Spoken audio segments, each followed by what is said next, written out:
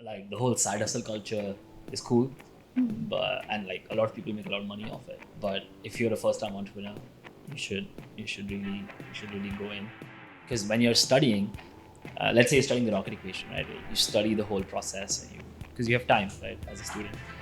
But in a work environment, you get to work on like the third screw on the fourth panel of, like, you get a very specific project, which is a lot of fun. But I always felt like I want to zoom out a little. I want a bigger picture. My goal every day is to try and be the dumbest person on my team. Not by being stupid, but by making sure people around me.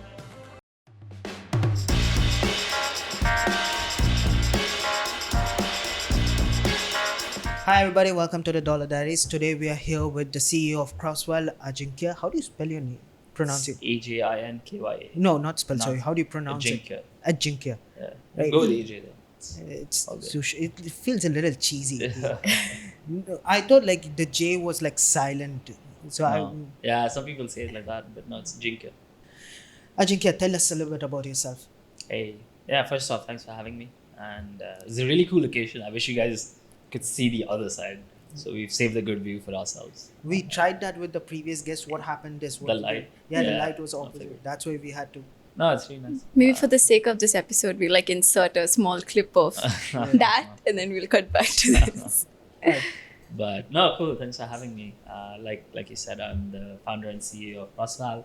I am an engineer that did a CFA, went into finance, worked at VCs and private equity funds, and then decided to automate this whole process. So my old job was to build financial models. We decided, let's build a SaaS platform that does financial modeling in a much quicker manner. And that's essentially what Crossval does. In simpler terms, it handles all the finances of your business. It's not accounting. It's a little more complex than that.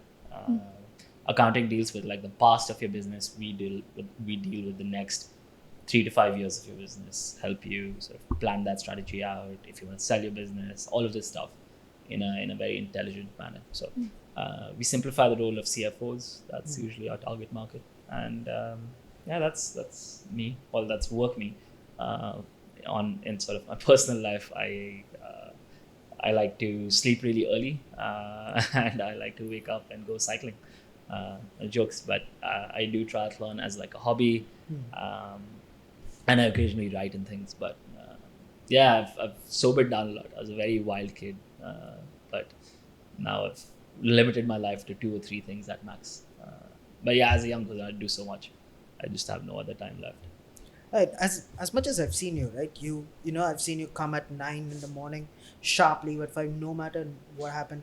The time I tried to call you up at Wednesday at 8 p.m., you said this is not a good time, hang up on me. All these things, right? So while some of them might see, like, you know, the older generation would see like these guys are not hustling hard enough, these guys have no respect, no this thing. But how I see it is there's a lot of discipline involved, right? And how has discipline changed your journey, or how has it impacted your journey so far? Yeah, I think I'm just very mindful about time. I think it is the only non-renewable resource in the world. And yeah, I like to spend every minute wisely.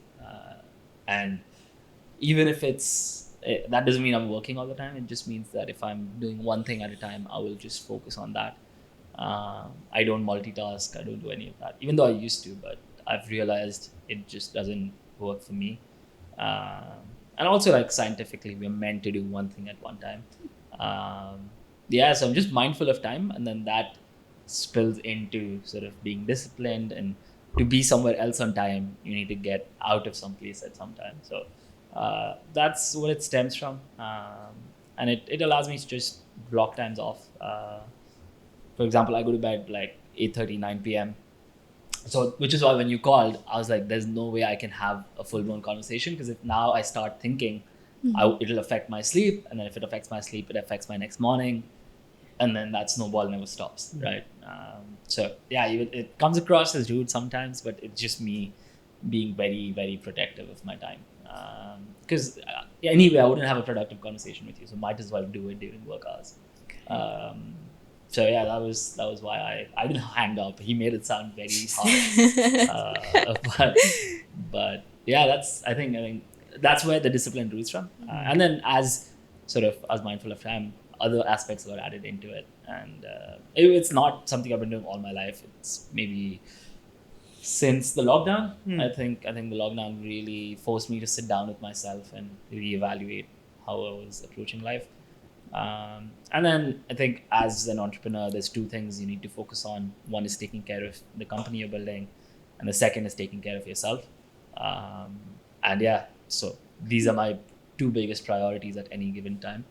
And if to take care of myself, I need specific hours of downtime and work time, I have to prioritize it. So Correct. I do. Have And you? Yeah. Sorry. Yeah. And I think it's really interesting that you mentioned that, being an entrepreneur, you kind of make time for work and your personal life, because I think it's a really big misconception that people think, okay, you own a business, but you have to live and breathe that business, So you have to, I think, create that barrier between your work and your personal life. That's like, it's very important. No, absolutely. I in my past jobs, I never had this where I'd just be working all the time, like Yeah. 12, 13, 14, 16 hours some days, and I'd sleep like 4 or 5 hours. And then I also want to go out, hang out with my friends and do like whatever else. And of course, there's just not enough time in the day. And then as you continue to, okay, you can do this for a week, but as you continue to do this, the quantity is there, but the quality starts dropping heavily because, okay, yeah, I've worked 12 hours and now I'm going out with my friends. I'm going to be just useless. Like my brain's fried already. Yeah. What's left? And I've done a lot of that. But as I think it was genuinely the lockdown where I was like, okay, what are we really trying to do? And that's when you reevaluate and realize that, okay, like I need balance. I don't need extremes. But no, you're right. Absolutely. I think downtime is work time as well. Correct. I even on the team, right? Sometimes people are unwell or they're just feeling off for some reason. I'm like, just take the day. It's okay. Because I'd rather have you 100% capacity for 5 hours of the day than have you at 50% capacity for 10 hours of the day. Yeah. Right? It's the same. At the end of the day, your output's going to be the same. Exactly. So you might as well just do it in 5 hours and then go do whatever you want to do. It's the same with work. Like I think the first 3-4 hours of my day are super valuable. I get most of my work done then, and then the rest of the day is whatever. And just calls and stuff. That's a very important thing, right? Like working with a lot of the older generation also, they ask you to grind, pick up your calls on Friday, pick up your calls on Saturday, Sunday, prayer times, everything. There's no respect for personal time at all, right? You're expected to be there, especially if you're in the consumer side of business, right? Like a B2C business where you're catering to regular people. It becomes more of a hassle, right? Your client's going to call you at midnight, 2 o'clock. You got to pick up your call. Otherwise, it's this thing. But would you say that being in the B2B side of things, there is an advantage where people don't call you after 5? No, I think people will always call you when they're like, I think we need to realize that we're all emotional beings, and the only way your emotions can be catered to is on a phone through an actual human being. So there will always be people who call you at whatever hour or whatever with whatever problem. That doesn't really change B2C or B2B. B2B, B2B, I think it's scarier because like if I'm getting a call from a client, then it's probably a bigger deal than B2C, right? So it I think it's the same. I don't think it really changes, but yeah, I think it's a part of like doing business, right? Like if your clients are happy and if they're delighted, it's something we used to obsess over. Now we've found processes and ways to automate a lot of it, but early on we sort of maybe we pestered our clients more than they pestering us, right? We'd constantly ask for feedback, reviews, this and that. Would you guys like? Would you guys not like? Because that was creating our product roadmap. And now we're at a place where, okay, we have a good product built out and there's not as many issues and stuff. But yeah, I think it's just a part of every business. People are going to call you whenever they feel like. Of course, if it's like a 3 a.m. call, you can choose to not answer it. And honestly, it's okay to sometimes not answer it. But yeah. So what got you started actually? Did you always know that you wanted to be an entrepreneur eventually? And like how did you even start Crossval? Yeah, just I knew when I was born. I think I always had like an intrigue, or I don't know if that's a word, but anyway, I'd always be intrigued by entrepreneurship.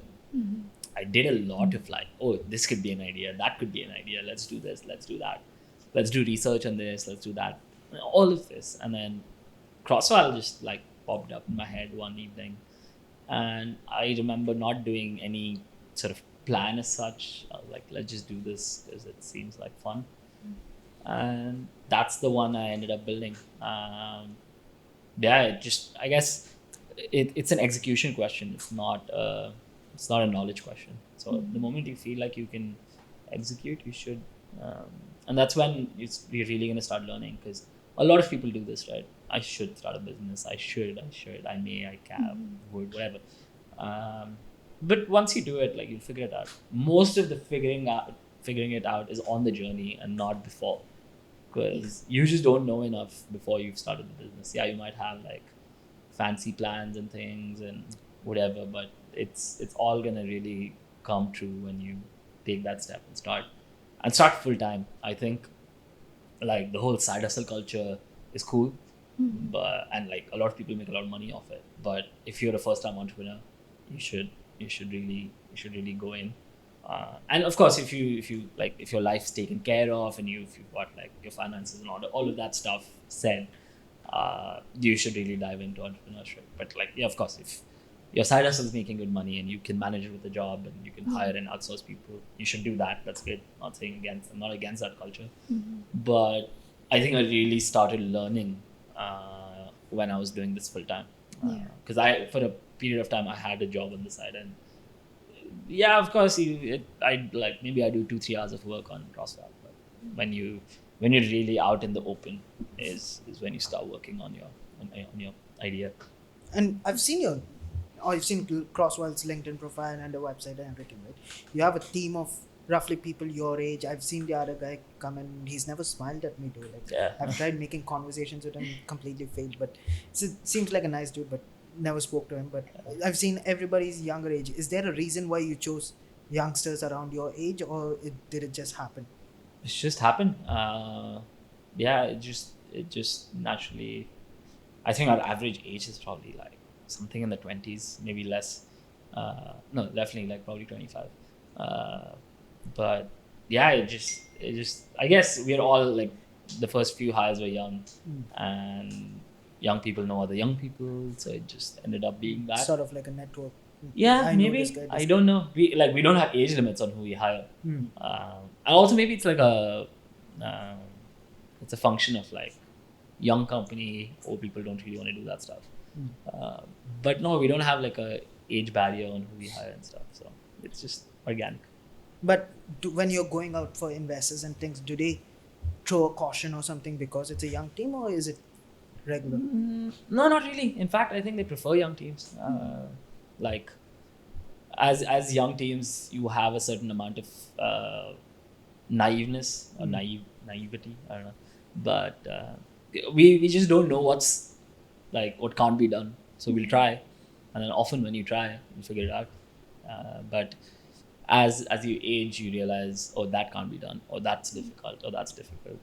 Those are thoughts we don't really have in our team, but we're like, oh, can we link this piece of tech to that piece of tech and make this happen? We're like, I don't know, no one else knows, let's just try and see what happens.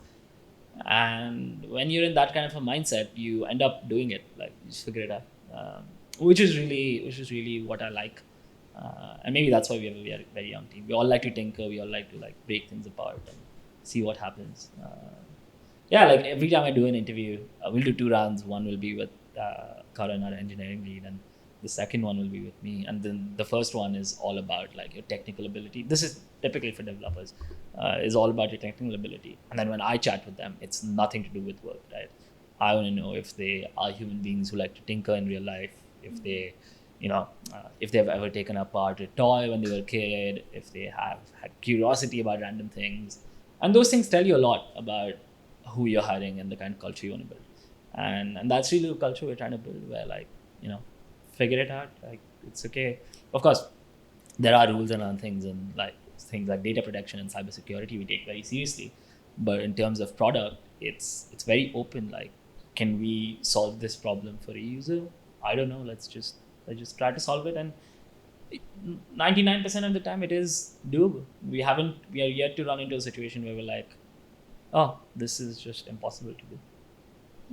So, what does the future for Crossval look like? Maybe 5 years from now.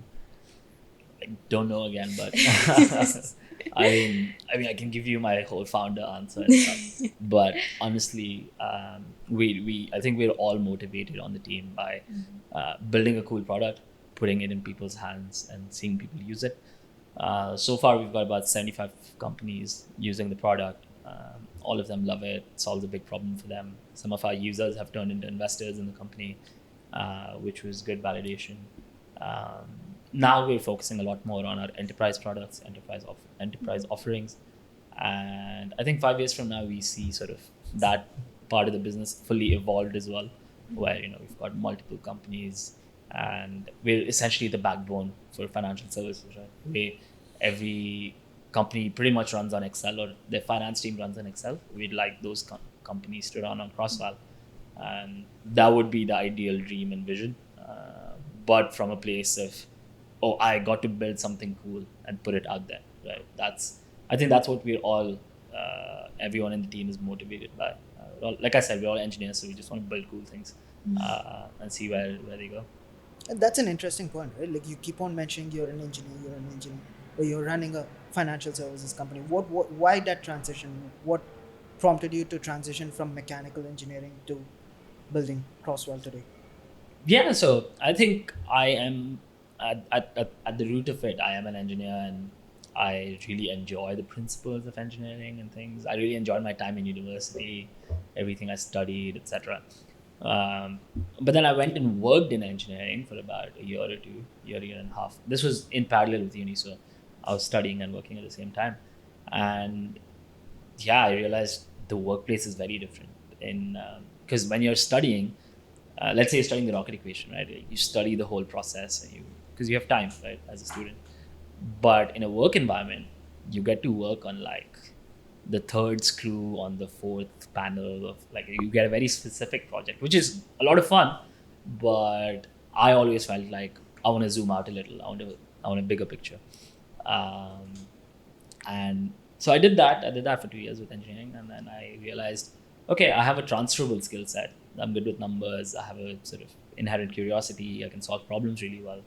I can apply that to finance as well. And then the thing with working on deals in VC and stuff is, most likely you'll have end-to-end access on a whole deal, right? So you're doing a 10, 20, $30 million acquisition. You run the whole thing. You might have someone with you, or early days you'll be the analyst on the deal, or you'll be 2 or 4 of the analysts on the deal. But that's as big as that team's going to get. Even though it's driving a lot of economic value, it's a very small team, because is not a very complicated process like building a rocket or building a car. And yeah, that was the idea, where I wanted sort of end-to-end access to what I was doing. I like seeing the full picture, and the skill set I brought into it was useful as well. So that was the journey. So, you being an entrepreneur, okay, so what do you think are some skills, probably is general for everyone looking at starting a business, or who has started a business and they want to kind of figure out how to run it? Like, what are some skills personally you think are important? I think the main one is mindset. Like, if you have the mindset to go learn new things and grow yourself as a human being, you'll figure it out. But what about you guys? You guys are earlier in this journey. You've started this podcast. What skills have you? Okay, so the podcast we've learned. So I'm not from the the audio video background, right? I'm purely tech and finance person, and to think of it like how the mics work. I go on and say I should probably use this mic for the guest, that mic for the host, because that mic has a shallow sound, but this one has a more deeper voice, etc., etc. So that is there. The cameras, like different cameras, for what angles do we use, how much is it? Not just that, like, there's certain curiosities that come with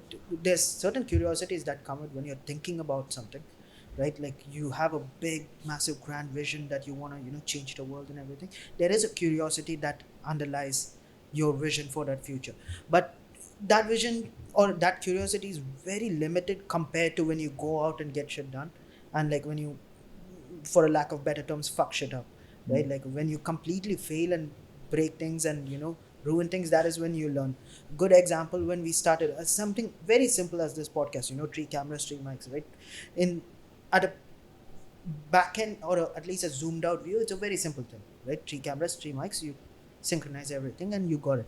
But when we started initially, Liz wasn't part of the team. So what happened is we had the most over engineered solution for things. Instead of having 3 separate cameras and 3 separate mics, what we did was connect all the mics to one interface, then connect that interface to a laptop, connect all the cameras to another interface, connect those interface to a camera, and everything was recorded on the laptop.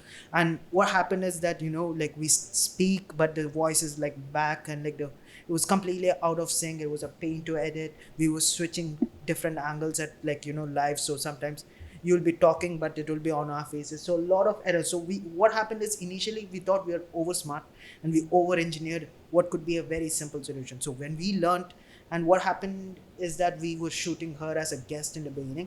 We shot an entire episode, a very good episode of 40-45 minutes with a lot of content, right? And we had to completely scrap that down because we over engineered it. The quality was poor, the video was poor, everything was poor, so we had to reshoot the entire episode with a different setup. So it up, or like breaking things down very quickly. The quicker you break things, I think the quicker you learn, and until you break things, you don't necessarily learn.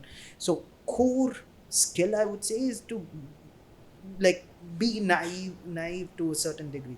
That naivety and that willingness to take a risk is quite important. Every other skill, I think you can learn it, especially this day and age. If I don't know a particular financial term, I can Google it. If I don't know a particular language, I can Google it. If I don't know how to code something, I can Google it. Everything's available on Google and YouTube. So what you can't really get out of Google and YouTube is that curiosity and the the lack of fear. Like sometimes you have to jump off a cliff in order to break your foot, right? So Yeah. that sort of a thing. Yeah. But what about you? Yeah, I mean, I wouldn't agree when you said, "Oh, it was us, you trying to being over smart." I think whatever business you do, it's very easy to hire someone and tell them, "Hey, you do the job." But I think it takes a bigger person to kind of learn that first. So you learned, now you know how mics works. Now Yeah. now you know how the camera works, Yeah. and that's so valuable, right? Because Yeah. you understand that. But if you started from the start by getting someone and being like, okay, you set up the cameras, you set up the mics, you would not understand that. You won't know the background of that. But your business at that time was predominantly podcast, but you would not have known how podcast works. Yeah. So I mean, I wouldn't agree. It's And not just that, like we also like took some massive risks, right? So if you see that white bag over there, that used to be our previous equipment, right? What happened is we spent like 1,000 dirhams on the different new amazing mixer, with all the knobs, and we got like HDMI adapters that go into your laptop and everything.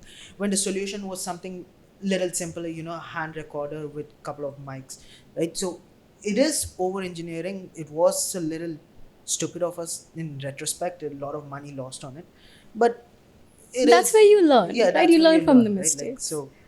so far that has been the journey. But the podcast this is the first time we've thought of something, imagined, had a grand vision and executed on it, right? Like because Yeah. it is at the end of the day, it is a simple product. It's not a complex SaaS product or a B2B business or a B2C business, right? It's a very straightforward, there are 6 of us. Some come today, some come tomorrow. We set up mics, cameras, get a guest, shoot, right? As simple as it to execute. So overall, like I think since first year of university, I've always wanted to build something, right? Build my own business. And in that journey, I've tried myself, failed. I've tried working with different people who said they built things and that failed. A couple of things failed here and there, and what I've realized is maybe the vision is all well and good, but if you don't start something small today, then Yeah. nothing's ever gonna come out of it. Yeah. And you have to be consistent with it, Yeah, the right? consistency is also quite. That is the discipline and the consistency part, right?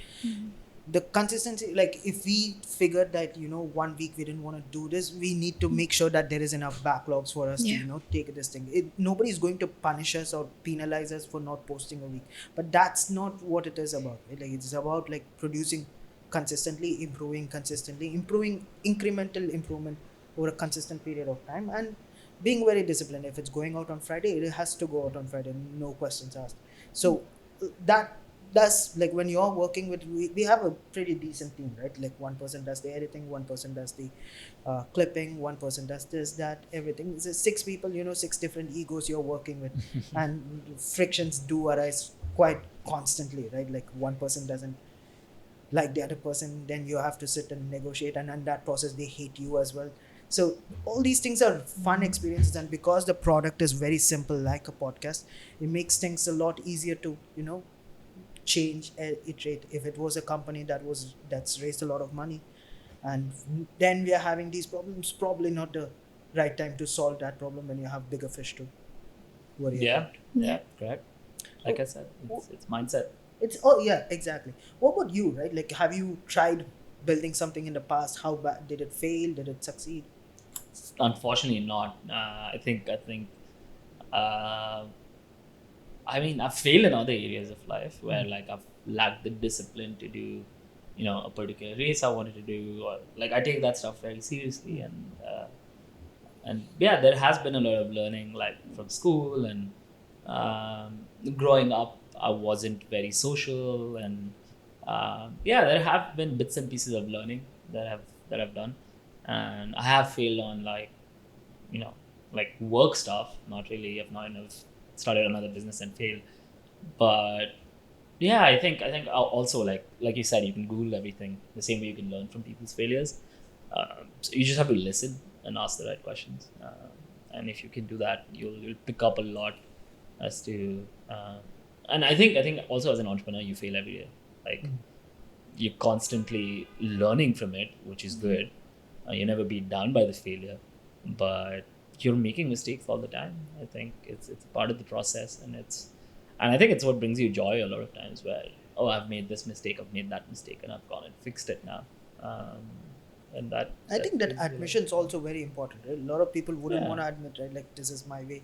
My way is always Yeah. right. That is probably the wrong mindset, especially when you're building something brand new, right? You have to understand where to ask for help. You have to kind of understand where to put your foot down and say, I don't know, please explain this It's to me. important to listen, right? I Yeah. think I don't think you should, even if you're old and you're running a business, I don't think you should feel like, okay, I'm old, so I don't need to listen to someone who's younger to me.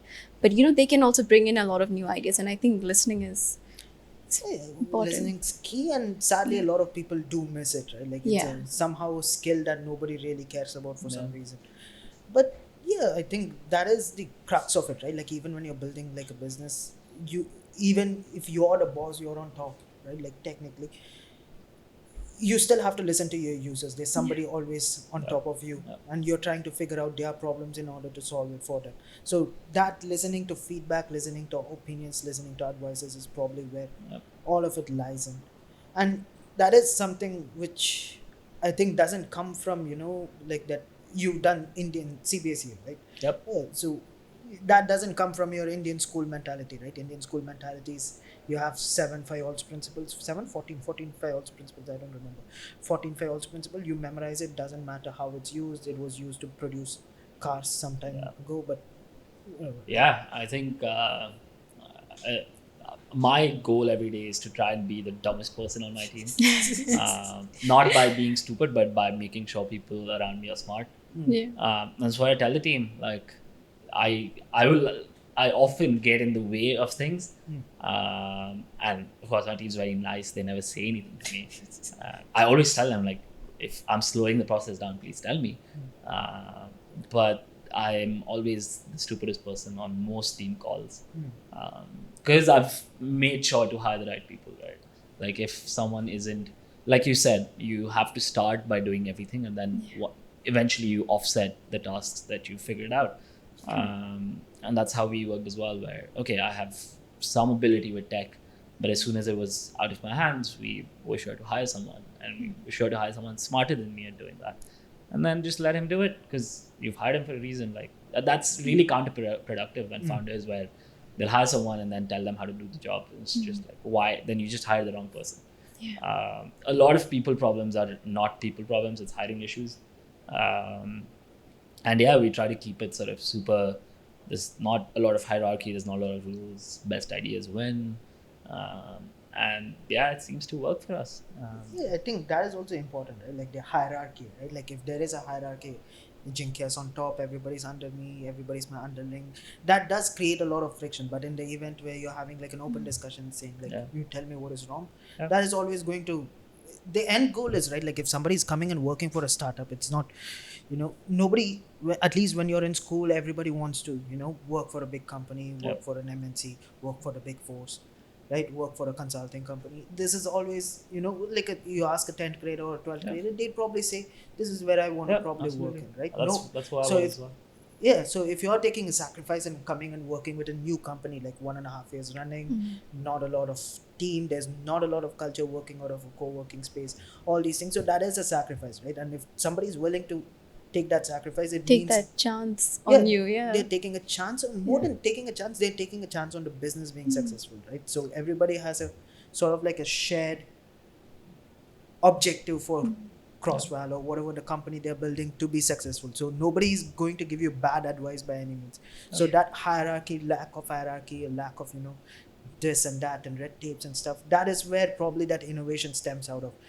And a lot of good cases, right? Like when you see like when a company's at your seed and pre-seed stages, they innovate a lot faster. But when they reach that mature stage, they stop innovating. They just continue with the same product line or derivatives of that product line. So it's a very common mechanism. As soon as hierarchies and company cultures and uh, mechanisms and processes and documentation starts flowing in, you all just stop innovating. You just stopped doing the status quo.